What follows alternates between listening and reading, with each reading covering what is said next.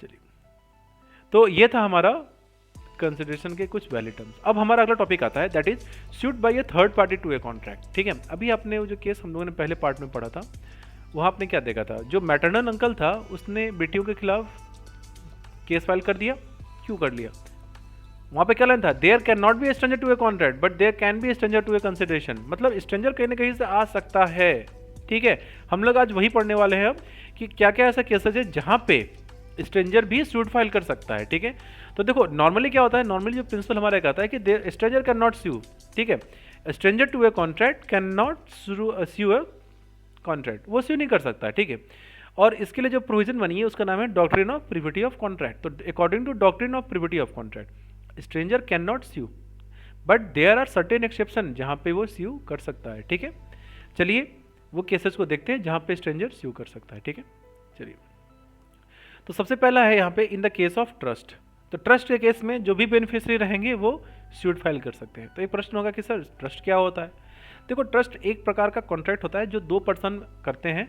ठीक है, और उसमें जो बेनिफिट होता है वो किसी तीसरे पर्सन को मिलता है जिसको हम बेनिफिशियरी बोलते हैं। जैसे उदाहरण के लिए बात समझो, इस एग्जाम्पल को देखो, यहाँ पे एक माँ है जो जिसके कुछ ज्वेलरी जेवदात है, संपत्ति थी। वो क्या करती है, वो मतलब इनके हस्बैंड नहीं है, इनका डेथ हो गया, तो ये अपने भाई को बोलती है कि भाई सुन, ये मेरे ज्वेलरी जेवरात हैं, मैं भी बीमार रहती हूँ, तुम क्या करो, तुम इसका पोजीशन अपने पास अभी फिलहाल के लिए रख लो, जब मेरी बेटी 18 साल की हो जाएगी तब तुम उसे वो सारा चीज़ ट्रांसफ़र कर देना। ये भी एग्री कर जाता है। ठीक है, तो यहाँ पे इन्होंने क्या किया, कॉन्ट्रैक्ट बना लिया कि ये मतलब ये हम इन्हें गोल्ड ज्वेलरी दे रहे हैं, लेटर में क्या करेंगे, इसका बेनिफिट किसको मिलेगा, मेरी बेटी को मिल जाएगा। कल को बेटी 18 साल की हो जाती है, अब तो मामा से बोलती है, मामा मेरा ज्वेलरी मम्मी का जो था वो आप जमा करो। लेटर ऑन ये रिफ्यूज कर देता है देने से। तो ये जो पर्सन सी है, इवन तो ये कॉन्ट्रैक्ट में तो पार्ट थी नहीं, कॉन्ट्रैक्ट तो उसकी माँ और चाचा मामा के बीच में हुआ था, लेकिन ये स्टिल एलिजिबल है सूट फाइल करने के लिए। क्यों? क्योंकि ये कॉन्ट्रैक्ट जो है वो ट्रस्ट का कॉन्ट्रैक्ट है और वहाँ पे बेनिफिशियरी जो भी होते हैं, भले वो कॉन्ट्रैक्ट के पार्ट हो ना हो, वो केस फाइल कर सकते हैं। ठीक है, वो सूट फाइल कर सकते हैं। ठीक है, चलिए अगला पार्ट देखते हैं, इन the case of family settlement. जैसे फैमिली सेटलमेंट का बात समझो, फैमिली सेटलमेंट क्या होता है, एक तरीके का एग्रीमेंट होता है जहाँ पे कोई प्रॉपर्टी है जो फैमिली प्रॉपर्टी है, जिसपे फैमिली के सारे मेंबर्स राइट का हिस्सा होता है, वो लोग क्या करते हैं, उसको सेटलमेंट करते हैं, बंटवारा करते हैं, समझौते करते हैं। ठीक है, तो जब भी कोई ऐसा फैमिली सेटलमेंट हो, उससे जुड़ी हुई टर्म्स एंड कंडीशन अगर हम क्या होते हैं, इन रिटर्न हो जाते हैं, तो वहाँ पे जो भी पर्सन को उस एग्रीमेंट से जुड़ा हुआ है, ठीक है, वो पर्सन के पास लीगल राइट आ जाते हैं केस फाइल करने के। ठीक है, तो इसको अब पढ़ते हैं। In case of family settlement, if the terms of the settlement are reduce into writing, the members of family who originally not had been to the parties to the settlement may enforce the agreement। तो जब family settlement हो रहा है, उस case में जो person उस settlement का पार्ट नहीं भी थे, क्योंकि फैमिली के पार्ट थे, ठीक है, तो वो क्या कर सकते हैं, सूट फाइल केस कर सकते हैं। ठीक है, अब इसको आप सबसे बेस्ट समझोगे इस एग्जाम्पल के थ्रू। जैसे ये लेडीज़ थी, इनके ये दो बेटे हैं, ठीक है, दो बच्चे हैं, ए और बी। ये लोग क्या करते हैं, माँ को बोलते हैं कि यार माँ, मतलब इनकी जो पेरेंटल प्रॉपर्टी थी, ये लोग करते हैं यार, माँ को बोलते हैं कि यार ये सारी संपत्ति क्या करते हैं ना, हम लोग आपस में उसका सेटलमेंट कर लेते हैं, बंटवारा कर लेते हैं। ठीक है, और लेटर में क्या करेंगे, क्योंकि पेरेंट्स जब बूढ़े होते हैं तो वो प्रॉपर्टी और एसेट्स को ट्रांसफर कर देते हैं अपने बच्चों को, लेकिन लेटर में क्या चाहते हैं कि भैया बच्चा हमारा सेवा करे। ठीक है, तो ये दोनों बेटे रहते हैं, वो आपस में ए और बी क्या करते हैं, एक डील करते हैं कि यार ठीक हम करते हैं कि मम्मी ने हमें सारा ज़्यादा संपत्ति ट्रांसफ़र कर दिया हुआ है, चलो हम लोग अब मम्मी के बुढ़ापे में क्या करेंगे, कुछ कुछ पैसा हर महीने देते रहेंगे। ठीक है, तो लेटर ऑन ये होता है, दोनों ने आपस में मिलकर कॉन्ट्रैक्ट कर लिया, ठीक है, हम भी 5,000 देंगे, तुम भी 5,000 दोगे, जब तक माँ जिंदा रहेंगी तब तक हम लोग देते रहेंगे, हर खर्चों को बराबर करेंगे, सब कुछ करेंगे। लेटर में क्या करते हैं, दोनों मना कर देते हैं देने से। ठीक है, माँ का इलाज नहीं करवा रहे, कुछ नहीं कर रहे। अब इनकी माँ जो कि स्ट्रेंजर टू कॉन्ट्रैक्ट थी, कॉन्ट्रैक्ट तो ए और बी के बीच में हुआ था, तो इवन दो वो स्ट्रेंजर हैं, वो स्टिल अपने बच्चों के खिलाफ क्या कर सकती हैं, केस फाइल कर सकती हैं, वो एलिजिबल है केस फाइल करने के लिए। क्यों? क्योंकि ये फैमिली सेटलमेंट का है, तो फैमिली सेटलमेंट से रिलेटेड जो भी पर्सन है, जो भी फैमिली का पार्ट है, ठीक है, वो उनके पास लीगल राइट्स आ जाते हैं। ठीक है, क्या, सूट फाइल करने का। तो दे are, even though they are stranger to a contract but still they can file a suit. तीसरा केस होता है in the case of certain marriage contract से अरेंजमेंट। देखो कभी भी कोई अगर मैरिज का कोई केस हो रहा है या मैरिज से रिलेटेड अरेंजमेंट होते हैं, नॉर्मली नहीं होता है, ठीक है, कोई ऐसा करता नहीं है, लेकिन अगर कुछ ऐसे टर्म्स एंड कंडीशन मैरिज के टाइम में हो रहे हैं, ठीक है, या लेटर ऑन कभी बाद में हस्बैंड वाइफ के बीच में कुछ ऐसा बात हो, कॉन्ट्रैक्ट हो, कुछ बात हो, एग्रीमेंट हो, और वो भी रिटर्न में हो, ठीक है, उस केस में जो पर्सन उस कॉन्ट्रैक्ट का पार्ट भी नहीं है तो वो इन्फोर्स उसको कर सकता है। आप इसको समझने के लिए ये केस देखो, a provision may be made for the benefit of the person. तो अगर कोई ऐसा मैरिज का केस होता है, अरेंजमेंट आता है जहाँ पे हम ये सारा काम कर रहे हैं और उसका बेनिफिट किसी एक पर्सन के लिए होने वाला होता है, उस केस में जो भी उसका बेनिफिशरी होता है वो सूट फाइल कर सकता है। ऐसे समझो, इस केस स्टडी को पढ़ते हैं। ये मिस्टर एक्स है, ये उनकी वाइफ है, और ये मिस्टर एक्स के क्या है, पापा है। मिस्टर एक्स का शादी इसकी मतलब इस लड़की के साथ हो गया था, वाई के साथ, ठीक है, इसको जेट कर देते हैं। तो ये लोग रह रहे थे, लेकिन कुछ दिन बाद ये पर्सन शराब नशे करते करते बिगड़ गया और अपने हस्बैंड को खूब, अपने वाइफ को खूब मारता पीटता था, ठीक है, परेशान करके रख दिया, टॉर्चर करके रख दिया, ये उसे पैसे, इसे खर्चे करने के लिए कुछ पैसे नहीं देता, ठीक है, तो परेशान होकर रिटेट होकर चली गई अपने मायके। फिर कुछ दिन के बाद इसको याद आने लगी, बोला कि नहीं यार मतलब प्लीज़ अब वापस आ जाओ, ठीक है, ये माने को तैयार नहीं हुई। तो फिर पर्सन जाता है इसके पापा के पास, उसे बोलता है अंकल प्लीज़ अपनी बेटी को मेरे साथ भेज दो, मैं प्रॉमिस करता हूँ उससे अच्छे से रखूँगा, अब मैं उसे हर महीने 4-5 हज़ार रुपये कुछ पैसे भी देता रहूँगा ताकि वो भी अपने खर्चे अपने अकॉर्डिंगली करते रहे, ठीक है, आप प्लीज़ उसे मुझे भेज दो। अब यहाँ पे क्या हुआ, ये जो कॉन्ट्रैक्ट हुआ ये इस पर्सन एक्स और जो वाइफ थी उनके पिताजी के बीच में हुआ, फादर के बीच में हुआ, ठीक है, लेकिन बेनिफिट किसको मिलने वाला है, यहाँ पे उसकी वाइफ को मिलने वाला है। लेटर ऑन क्या होता है कि एक्स जब वाइफ को अपने साथ ले जाता है, कुछ दिन ठीक रखता है, फिर से वो वापस मारपीट परेशान करने लगता है और पैसे देने से मना कर देता है। तो बाद में क्या हुआ कि वाइफ ने क्या की, इसके खिलाफ केस फाइल किया। तो कोर्ट ने बोला कि नहीं बेटा ये सही काम की है। ये कोर्ट में चला गया, परेशान हो गया कि यार हमको परेशान करिए, एक धमकी दे रही है, आप इनको कुछ चुप कराओ अपनी वाइफ को। कहता है देखो बेटा तुम दोनों ने कॉन्ट्रैक्ट तो तुम दोनों ने किया था, मिस्टर एक्स ने किया था और जो आपकी पत्नी है उनके पिताजी के बीच में कॉन्ट्रैक्ट हुआ था, लेकिन ये कॉन्ट्रैक्ट हुआ किस लिए था, किसको बेनिफिट के लिए देने के लिए हुआ था, तो ये आपकी वाइफ के बेनिफिट के लिए हुआ था। तो वाइफ के पास लीगल पावर आ जाएंगे सूट फाइल करने के, ठीक है।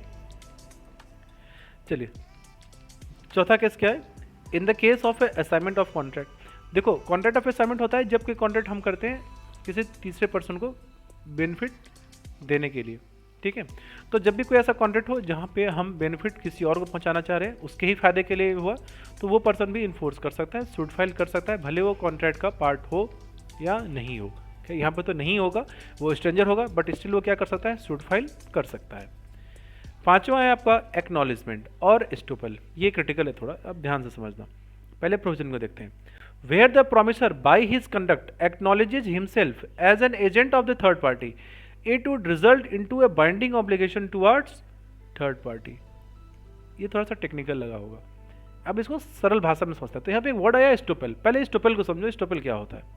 देखो एस्टोपल मतलब होता है it means if some person has accepted something, अगर किसी एक व्यक्ति ने किसी चीज़ को एक्सेप्ट किया, ठीक है, चाहे कोई ड्यूटी हो, किसी भी तरीके का आप कोई बात अगर एक्सेप्ट कर लेते हो, किसी के सामने आपने बोल दिया, ठीक है, मैं आपका ये लायबिलिटी पे कर दूंगा, मैं ये काम को कर दूंगा, ठीक है, तो लेटर ऑन आप उस बात से पीछे नहीं हट सकते हो। ये रूल ऑफ एस्टोपल बोलेगा, एक बार जो कह दिया सो कह दिया, अब ये कॉन्ट्रैक्ट बन जाएगा। तो यहाँ पे अब थर्ड पार्टी कहाँ से आ गया, अब ये समझने के लिए आप एक केस समझो। देखो यहाँ पे क्या हुआ, एल, एम और एन ये 3 पर्सन थे, ठीक है। एल ने एन से कभी भविष्य में 20,000 रुपये उधार लिए थे, ठीक है, तो एन को वो बोला था कि मैं तुम्हें पैसा लौटा दूंगा, ठीक है। फिर क्या होता है कि एम किसी बस परिस्थिति क्या होता है ना कि पैसे एन को पहुंच नहीं दे पाता है, तो बोलता है यार मेरे को कुछ दिक्कत हो गया, मैं देश से बाहर जा रहा हूँ, तो मैं क्या करूँ, ये 20,000 रुपया कैश लो जाओ और एन को दे दो। तो एम उसको तुरंत नहीं देता है, बोलता है एन को फ़ोन करके बोलता है भाई एम सुनना, एल ने मेरे को पैसा दिया हुआ है, मैं तेरे को पैसा दे दूंगा, ठीक है। तो लेटर ऑन क्या हुआ, एम क्या था यहाँ पे, एम तो स्ट्रेंजर था, वो तो कॉन्ट्रैक्ट पार्ट था नहीं, लेकिन इसने क्या किया, एक ड्यूटी को एक्सेप्ट किया, ठीक है। जहाँ पे आपने एक्सेप्ट कर लिया, लेटर ऑन एम पैसा नहीं दे पाता है, वो खर्च कर पैसा नहीं है, और एन में उसे पैसा मांगना शुरू करता है, मना कर देता है, तो एन क्या कर सकता है, एम के खिलाफ सूट फाइल कर सकता है। इवन दो एम क्या था, स्ट्रेंजर था, लेकिन इसने अपने किसी डीड से, अपने बर्ताव से, एक्नॉलेजमेंट से कोई ड्यूटी लायबिलिटी को एक्सेप्ट कर लिया, तो ये अब बाइंडिंग हो जाएगा, अब ये एन के प्रति इनकी ड्यूटी क्या हो जाएगी, बाइंडिंग क्रिएट हो जाएगी। तो यही है तुम्हारा एक्नॉलेजमेंट और एस्टोपल। छठा केस है आपका in the case of covenant running with the land.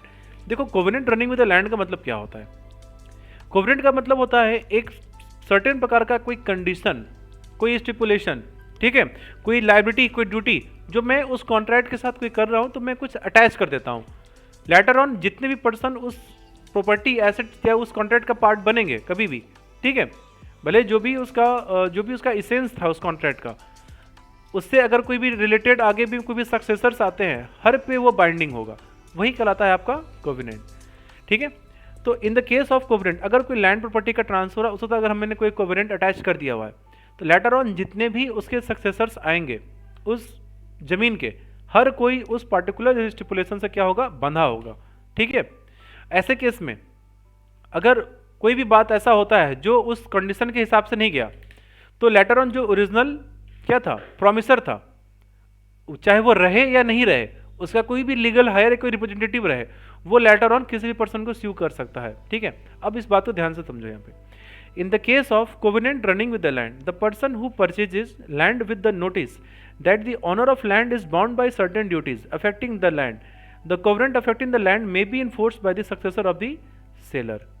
तो उस सेलर के जो भी सक्सेसर रहेंगे वो उस स्टिपुलेशन को हमेशा इन्फोर्स कर सकते हैं। जैसे मान के चलिए कि मेरी कोई ज़मीन थी, ठीक है, काफ़ी ज़मीन थी, खाली थी, मेरे मित्र थे, मैंने उन्हें क्या किया, वो ज़मीन मैंने क्या किया, ट्रांसफ़र कर दिया, एसेट्स उन्हें ट्रांसफ़र करके क्या किया, बेच दिया। लेकिन मैंने बेचने से पहले बोला, देख भाई तू मेरा परम मित्र है तो मैंने तेरे को ज़मीन ये दे दी, ठीक है, लेकिन तू एक बात याद रखना, इस ज़मीन पर कभी भी तू किसी इस जन्म या अगले जन्म तुम कोई भी इंडस्ट्री का काम नहीं कर सकते हो, यहाँ कोई भी फैक्ट्री उद्योग नहीं लगाओगे, क्योंकि अगल बगल में क्या है, लोग रहते हैं, बीमारी फैलेगी, इन्वायरमेंट पॉल्यूट होगा, मेरे को ये एक्सेप्ट नहीं है। तो तेरे को अगर मंजूर है तो ये काम कर, और कभी भी फ्यूचर में तुम या कोई पर्सन हो इस पे ये इंडस्ट्रियल काम नहीं कर सकते हैं। वो बोलता है ठीक है भाई मंजूर है। लेटर ऑन क्या होता है, उस पर्सन का मतलब किसी पर्सन का क्या होता है, जो सेलर रहता है उनका डेथ हो जाता है, तो उसके मित्र देखते हैं कि यार ये तो डेथ है, चलो अब इसमें फैक्ट्री का काम स्टार्ट करते हैं इस पर।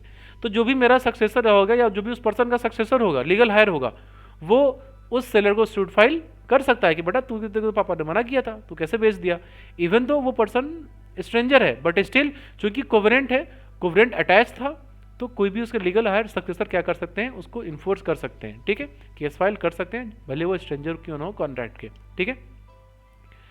चलिए अब है आपका contracts entered through an agent, ठीक है। यहाँ पे बात समझा, एजेंट क्या होता है। देखो कॉन्ट्रैक्ट ऑफ एजेंट होता है वो हमें एजेंसी के मतलब कॉन्ट्रैक्ट ऑफ एजेंसी में हमको पढ़ना होता है। एजेंट वो पर्सन होता है जो किसी पर्सन के बिहाफ में काम कर रहा होता है, ठीक है। जैसे LIC का एजेंट है, तो LIC के बिहाफ में वो एजेंट काम कर रहा है, घूम रहा है, क्लाइंट को ले रहा है, उन्हें कुछ प्रॉमिस कर रहा है, देने का पैसा प्रॉमिस कर रहा है, ठीक है। तो एक बार अगर आपने स्ट्रेंजर उस एजेंट के साथ कॉन्ट्रैक्ट किया, तो अल्टीमेटली इनडायरेक्टली वो माना जाता है कि आपने उस प्रिंसिपल के साथ भी, जिसके बदले वो काम कर रहा है, वो भी उस कॉन्ट्रैक्ट का एक तरीके से हिस्सा बन जाता है, ठीक है।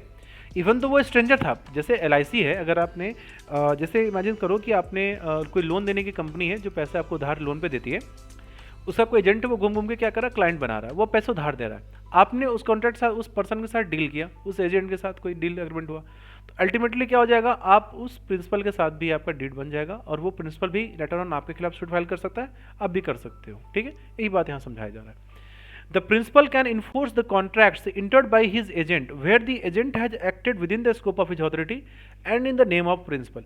देखो अगर ये एजेंट है, ये घूम के 4-5 पर्सन से क्या करता है, कॉन्ट्रैक्ट करता है किसी भी तरीके का, तो इसके साथ किया गया कॉन्ट्रैक्ट क्या माना जाएगा, उस प्रिंसिपल के साथ है, और ये प्रिंसिपल उस कॉन्ट्रैक्ट को इन्फोर्स कर सकता है, और अगर उसके अकॉर्डिंगली टर्म्स एंड कंडीशन से काम नहीं किया गया, तो ये जो पर्सन एक्स है वो सूट फाइल केस कर सकता है, ठीक है। तो यही है आपका कॉन्ट्रैक्ट थ्रू एन एजेंट।